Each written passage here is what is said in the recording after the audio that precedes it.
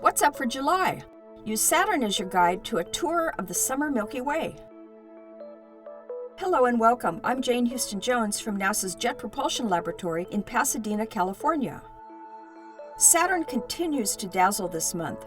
Its wide rings and golden color provide a nice contrast to nearby Mars and Antares. Below Saturn lies the constellation Scorpius, which really does look like a scorpion. Through binoculars or telescopes, you'll be able to spot two pretty star clusters, a compact or globular cluster M4 and an open cluster M7. M7 is known as Ptolemy's cluster. It was observed and cataloged by Greek-Egyptian astronomer Ptolemy in the 1st century.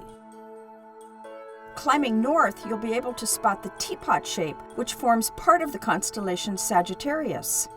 The center of the Milky Way is easy to see. It looks like bright steam rising from the teapot spout.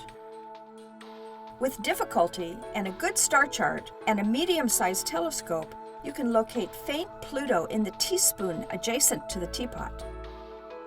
A binocular tour of the center core of the Milky Way reveals many beautiful summer sky objects. We first encounter the Eagle Nebula, M16.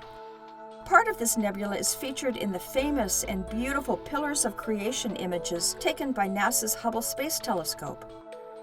You'll have to stay up later to see the northern Milky Way constellations, which are better placed for viewing later in the summer and fall.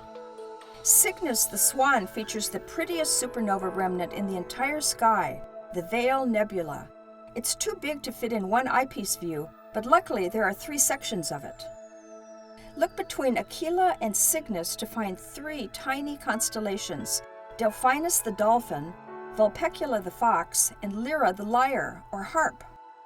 M57, the Ring Nebula, is the remains from a shell of ionized gas expelled by a red giant star into the surrounding interstellar medium. It's pretty, too. Look in Vulpecula for the Dumbbell, another planetary nebula. We'll end our summer tour with Lacerta the lizard and Draco the dragon. Lacerta is home to a star with an extrasolar planet in its orbit, and Draco, facing away from the center of our Milky Way, is a treasure trove of distant galaxies to catch in your telescope. You can catch up on current missions and space telescopes studying our Milky Way and beyond at www.nasa.gov.